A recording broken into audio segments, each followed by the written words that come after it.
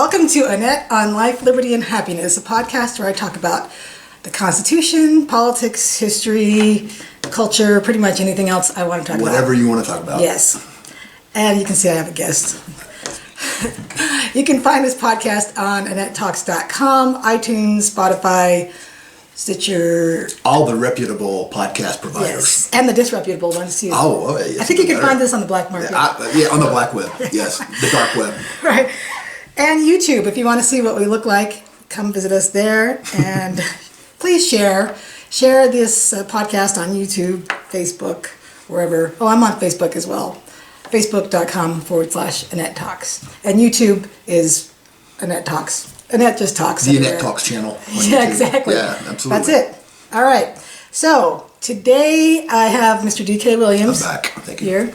And where can you be found? Because you have your own podcast. Yeah, we're going to talk about the last episode we did. I do a podcast called The Law with D.K. Williams, and that is on all of those same reputable podcast providers, and I'm sure the disreputable ones as well. Mine is part of the SpeakeasyIdeas.com network. So if you look for Speakeasy Ideas, and you'll find my podcast, The Law with D.K. Williams. And on Twitter, always tweet out things that are going on in the world of legal he tweets. Stuff. Yeah, I'll tweet about that. Things going on in the Supreme Court, and that's at The Law DKW on Twitter. So check that out, and Facebook.com/The Law with D.K. Williams. And we're going to talk about the last episode. Cool. For some reason, I want to give you rabbit ears. Okay. I don't know if there's Can you reach? I just smacked my guest on my podcast. That's the first. Short joke, sorry. All right. So this whole coronavirus thing, I just have to get that out of the way. Like, it's making me a little bit bonkers in that, like, I keep swinging back and forth between anxiety about the fact that my kids are going to be home for right. Because they've canceled your Douglas County schools for 2 weeks. Well, they're right. taking an extra week off for spring break, right. But they're hinting that they may just leave them at home, which is a nightmare to me, and make them take school online. Right. So I just picture us four ladies around this table. Yeah, oh no. I will be in another room. But, and DPS, where my daughter goes, we're going to be out for 3 weeks already. They've already said 3 weeks because their spring break didn't start after we had 2 more weeks of school scheduled, then spring break. They've just said, we're starting now. But are they going to have her do work? Or the kids do work? Not during those 2 weeks. No, this is an extended spring break. Wow. Nope, well, our kids have to do work during the extra week. Got it. So, but I'm just praying, literally praying every day, let them go back after 2 weeks. Like, I can't do this. So that produces anxiety. And whenever my anxiety level comes up, my jokes just keep coming, popping. So on Facebook, I've been tearing the thing up. So if you like to follow Facebook, go to my Facebook page. I'm Annette Mashler on there, and you can see that the jokes just keep coming. People get mad at me, and I don't care. I'm just going to keep doing it. Yeah, if they don't get a joke, then they can move on. Yeah. I've already unfriended, actually, a few. I'm like, I can't. This is too stressful a time to be. Nobody needs that negativity in their lives. No, and I'm not going to have it. Avoid negativity. Yes. All right. Online. So we got that out of the way. Yes. And we are going to be talking about a case that you talked about on your most recent episode, which was 73. Yep, it was episode 73. And it was about civil asset forfeiture. Yes, and the reason I did it, because that's always been an issue that I think has been, its existence is outrageous. And the case came down from the Wyoming State Supreme Court on March 3rd, so just 2 weeks ago now almost, dealing with an asset forfeiture case in Wyoming. And the basic facts of it are that Robert Miller, just a guy, right? He was driving from California, stopped in Nevada, and was driving through Wyoming on his way to Illinois, which is where he lived. Got pulled over for speeding. State trooper pulled him over. And one of the problems, and we have talked about this before, and I mentioned this on the podcast, don't ever consent to a search. I'll just leave it at that. Mr. Miller did. He said, oh, sure, check out the car. And so the state trooper found... Oh, wait, before you get there. Yeah. The part that I thought was interesting, because I just listened to this episode yesterday, right. was when the state trooper had him come and sit in the cruiser. Right, I had never heard of that really before. So when the state trooper is going to write him a ticket, he tells Mr. Miller he can come sit in the passenger side of the trooper's car. Which is so And they weird to me. talk, I would right. not. I would not be. Yeah. I would not want to. I would be like, I'll just stand right here. Yeah, please. or wait in my car, right? Yeah. But anyway, So, and he chatted him up, and don't ever say anything other than how's the weather or how about the Yankees in that situation, and certainly don't say, oh yeah, sure, check my car out. No, never consent. Right. Never. So he does consent. Mr. Miller consents, so that's not an issue. He waived his constitutional rights. He just crumpled them up and threw them away. Did we mention that you're a lawyer? Oh yeah, I'm a lawyer. We're both lawyers, but he actually follows cases. So anyway, just keep going. All right. He threw away his. Yeah, he just threw them away, which is un-American. Don't let anybody ever tell you to not exercise your rights. That's why this country was formed. I liked what you said about how if you don't exercise them, it's like a muscle. And the atrophy. Right, the atrophy, exactly. Yeah, it's like we get used to. Once you get used to, it's okay for the I've government got nothing to do to this. hide. Go ahead and look. That's un-American. That is un-American. And you start thinking that it's okay. Right. And it's not. Right. It's not okay. And then the law enforcement, or the state in general and its agents will start to pressure you to waive those rights. And that's where the muscle comes in. If you don't stand up to that, then it does atrophy and it's no longer, you can't use it anymore. It just goes away. So exercise it, especially when you have nothing to hide. People will take as much power from you as they can. Exactly, yeah. So, if you're in that situation, the magic words are, am I free to go, officer? Yes. Or am I under arrest? Always. Yeah. Always. Yep. If they haven't Mirandized you, you're pretty much free to go, isn't it? I mean, isn't Well, that... you need to ask. You can't just walk away from them. But I mean, if they haven't Mirandized you, you know at that point, it's time to say, right. Am I right. free You to can go? say, am I free to go, officer? It's been lovely chatting with you. Am I free to go? Be polite about it. And at that point, if he says you're not free to go, then you're under arrest. And then other things kick in, like the Miranda. So if I'm arrested, I can call you? Absolutely. Yeah, absolutely. Or if you've got any other... I don't really do exciting things anymore. Like I represented people that had been convicted of murder back in North Carolina and did some of their death row appeals. Actually got to argue before the North Carolina Supreme Court and won a case. It was on a procedural issue, but we won. And that's still good law, so that was cool. Represented people in criminal cases in federal court, drug conspiracies, that type of thing. But so if we're in the Denver area, though, and if we're... Yeah, in Colorado. Yeah, I'm only licensed in Colorado now. Right. Yeah. Anyway, I keep hit me getting up. off topic, Hit me up sorry. on Twitter there at @TheLawDKW if you have any questions. I might be able to point you in the right direction anyway. So the trooper is looking through the car, and in the back, in the trunk, he pulls the lining, I guess, or like the carpet that is easy to move, I assume. Yeah, not bad. And he moves it, and he finds a manila envelope. In that manila envelope is cash. He eventually finds, I can't remember the total number, 7 of them or whatever, and the total amount of cash is $470,000. I carried that much cash in my car. Hey, you never know. you know what? And I get it. People go, well, he must have been up to something. You know what? Maybe, but maybe not. Right. It's not our business. Yeah. Unless we can tie it directly into some criminal activity. And in this case, they could not.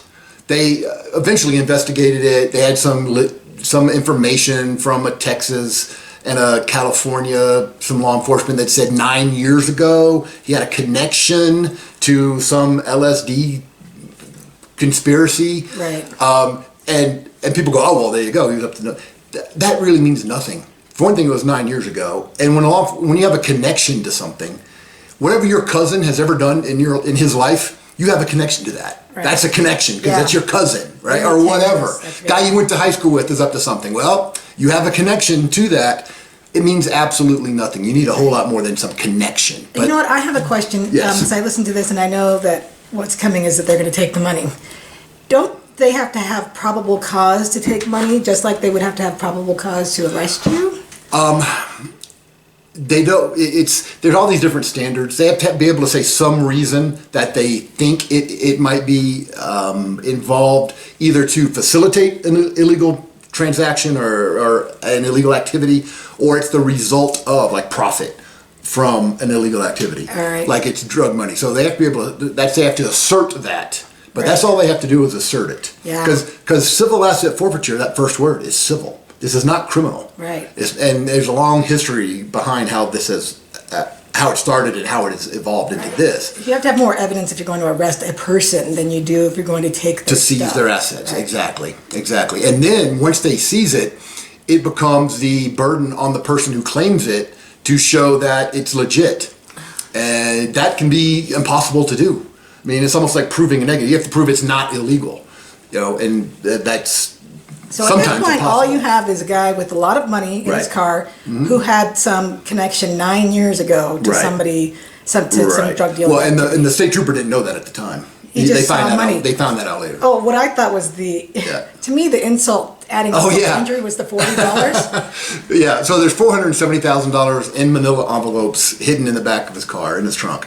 So they take that, but then he also had $40 on his person. So either in his pocket or in his wallet. They took that. Yeah, So To me, That's I have horrible. to say, losing the 470 grand made me mad, but that $40 Yeah. to me That's just was gas like, money.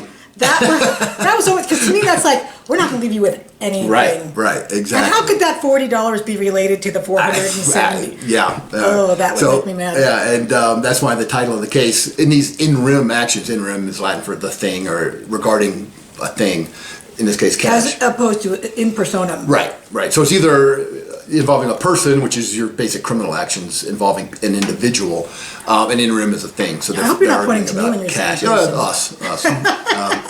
I haven't done anything, I swear. So they took his money and they held on to it, and he got pulled over in November of 2013.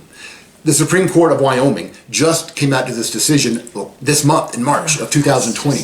They've held on to that cash for 7 years. I know, and the Almost other 7 thing I years. was thinking is how much interest could have been earned. Right, from and he that. doesn't get that as far as I know. I don't think That's he gets that. ridiculous. He should get the interest on that. Yeah, yes, That's a yes, lot. he should. I mean, So they take the money, they think, oh man, we got somebody involved with drugs, and they investigate it. The Wyoming Attorney General's office, state troopers, they get the Drug Enforcement Agency involved, the DEA gets involved, and they can't come up with anything to charge him with. All they've got is the cash, nothing else. They can't charge him. And after they decide they're not going to charge him, then they wait another couple of months. And they begin the process of filing the paperwork you have to file to keep the property. see, to me, this is the worst part. Yeah. Other than the $40, which was very insulting, that was a slap Right, across the face. right. They don't charge him with anything. They don't have enough evidence to charge him with anything. Correct. But they're going to keep Keep the money anyway. That's the most How is this absurd thing. possible in the United States of America? know. And it happens every day.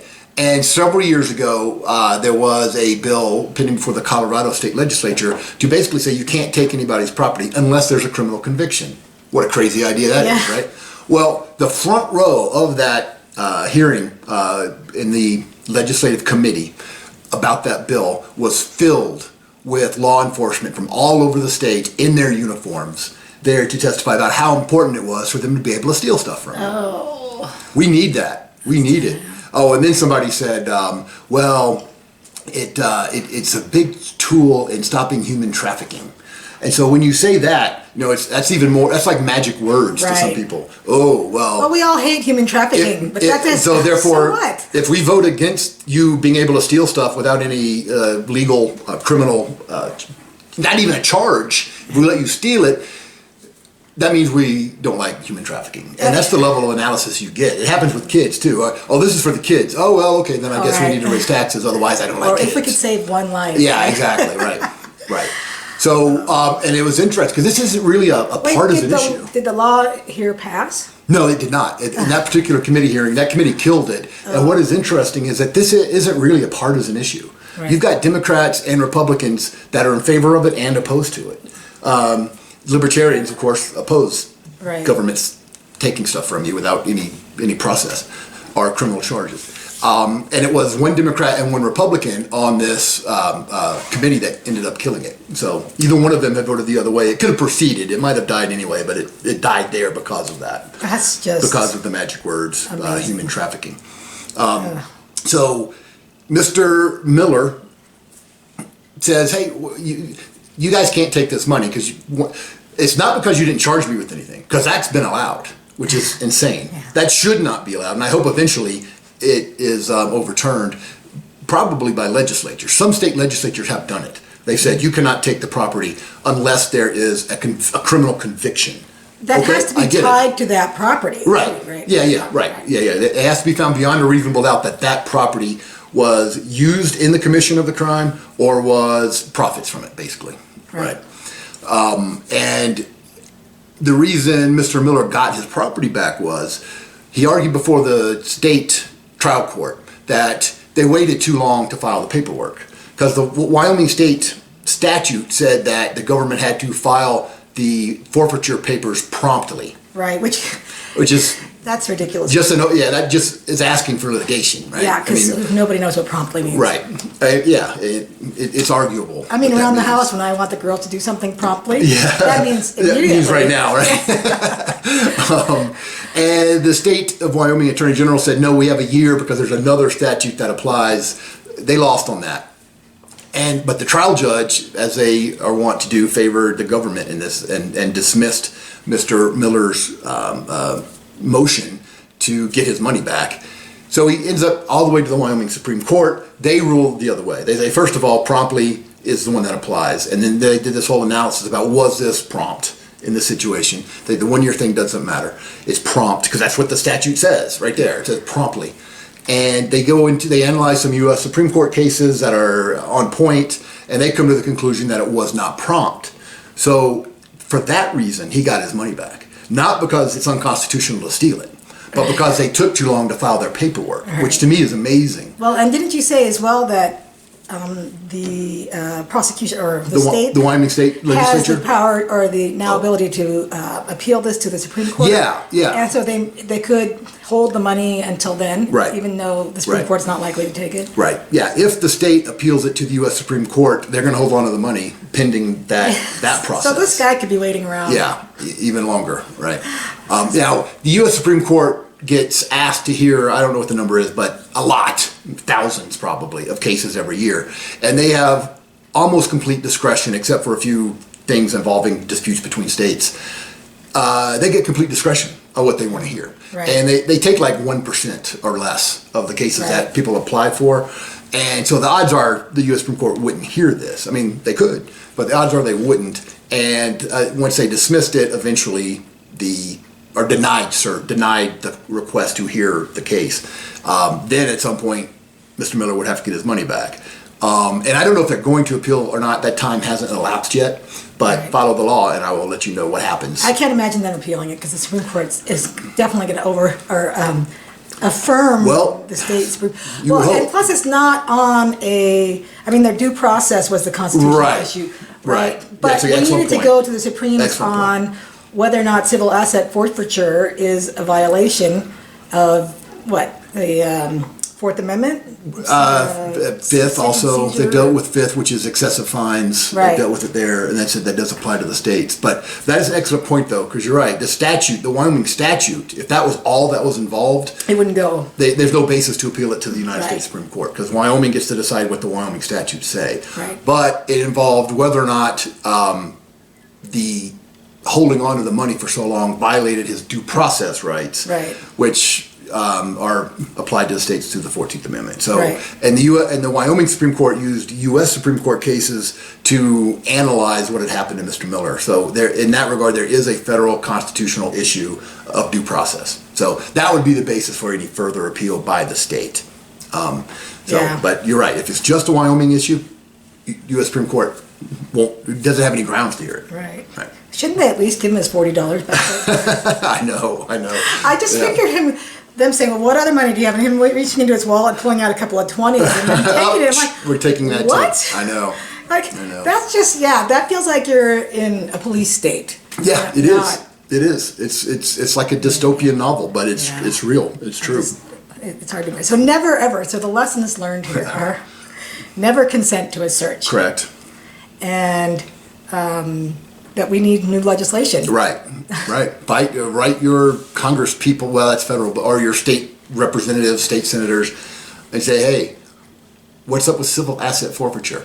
And that's what they call it, and as I refer to it in the podcast, civil asset forfeiture is newspeak, which is what Orwell came up with in 1984. It's the language the government uses, right? It's to hide what things really are. So civil asset forfeiture is newspeak for highway robbery by the state. They're just taking your money. They don't have to charge you with anything. And then it's your burden to get it back. And what they did here, one of the other things they did, in this case, the state of Wyoming did, is several months into it, they offered the guy, Mr. Miller's attorney, a settlement deal. And they say, all right, tell you what, we'll resolve all of this. we'll give you 10% of it back. And you waive any right to the rest of it. How's that? We are so, Such a deal. What a deal. You can walk away right now, 10% of it back. And my mind is just blown that there are people that work for the government that do that. Yeah. I mean, I could obviously never work for the government. I was thinking you would have a hard time being a cop. Yeah. Oh, no, I would be a great cop, but they'd probably fire me because I would obey the Constitution. Yeah. No, they're good cops. I know. I'm being facetious. There are very, very good cops. But in this case, it literally was highway robbery. Yes, it was. He was on the highway. He was on the right. Absolutely. Yeah, you'd expect this kind of thing from someone with a gun, with a bandana over his face. Right. Yeah, not from the state. So, all right. So we want to never consent to a search. Right. And if you ever hear civil asset forfeiture coming up in your state legislature, make sure that you are heard, because it really is. I mean, it's robbery. Right. It's even worse than taxes. Right. Yeah, it definitely is. And I think the point to make is that when you're against civil asset forfeiture, let there be a criminal forfeiture if someone has been convicted of a crime. Okay, you've been convicted. You had a jury. You had all of your constitutional rights to confront your witnesses, to be faced with the charges. All of those things come into play. And if you lose, then they can put you in jail.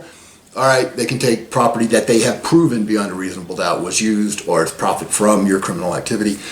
Okay. Do it that way. Right. For instance, do it with a criminal conviction. If they had actually found a current tie and evidence that this money was from a drug deal or whatever, right. Then that would have been a different story. If he had been convicted of it. Yeah. Right. And they would be able to hold the money if they charge him with something. And then pending the resolution of that criminal charge, they could hold on to it, right. But they would never be allowed to keep it unless they got a conviction and tied the money into that conviction. But here, after they already said, we can't charge this guy, we looked, we don't have enough to charge him with anything, then they filed the motion to keep the money anyway. That's amazing. Yeah. This is so amazing. Yeah. All right, and what was the name of that case again? Miller versus Wyoming. Came out March 3rd, I believe. It was early March of this year, 2020. All right, and you did a whole episode, 73, on the law with D.K. Williams. The law with D.K. Williams on SpeakeasyIdeas.com. Yeah, if you go to SpeakeasyIdeas.com/thelaw, boom, you got them all. And obviously you have 72 other episodes. Yes, I do. Yeah, I start off with like some of the famous historical ones. McCulloch versus Maryland, Marbury versus Madison, and then Plessy v. Ferguson. So a lot of the famous ones that are important historically. And then I also will do things that, like this one, that are current, that are in the news now, that I think it's important for people to be aware of. Right. And one of my things that I really harp on is just to read the cases. Mm-hmm. If you really want to know, read the cases. I mean, most people aren't going to do that. I get it. But what I use all the time is somebody, usually a congressperson, a United States congressperson, comes out and says something, condemns, let's say, a federal district court case, condemns it, and the reason they're condemning it makes it obvious they haven't read the case. Right. All they know is the result, and they're pretending like it's horrible, but that whatever their complaint is explained in like 2 paragraphs, and they haven't read it. Yeah. So, and then what happens is people listen to that, they say, oh, that person must know what they're talking about, and then so a person watching TV or listening to the radio says, well, that's a horrible idea. That was just horrible what the courts did. Mm-hmm. They're basing their opinion on what somebody else said who didn't read the opinion either. Right. So it becomes like the world's worst game of phone tag, right? Phone. Right, telephone. Telephone, yeah, right. Yeah, you hear it wrong, you think it's true, now you've got something that's just absolutely wrong, which if you took 20 minutes to read, to skim it, you would know that it's wrong. Right, and that's why you do a deep dive into it and actually analyze it. Yeah, and every one of my podcasts, I have a link to the actual case in the show notes. Awesome. So make it easy, boom, if you want to go look at it. That reminds me, I keep getting on Facebook feed, Jason Crow, one of our local Democrat congressmen. Is he a senator? He's a member of the U.S. House of Representatives. I keep seeing these little ads, and I don't know why. Which is probably where we are right now, I'm guessing. Yes, because I've seen yard signs here. Right.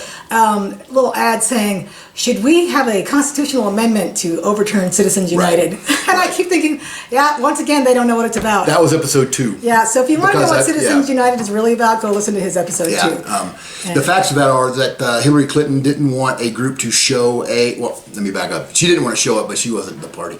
the Federal Elections Commission said that Citizens United, which is just a group of people, it's like a political group. There's a million of them, right? This is an anti-Hillary group. They're still around, but at the time they were major anti-Hillary because they thought Hillary was going to beat Obama in the Democratic primary, the first one.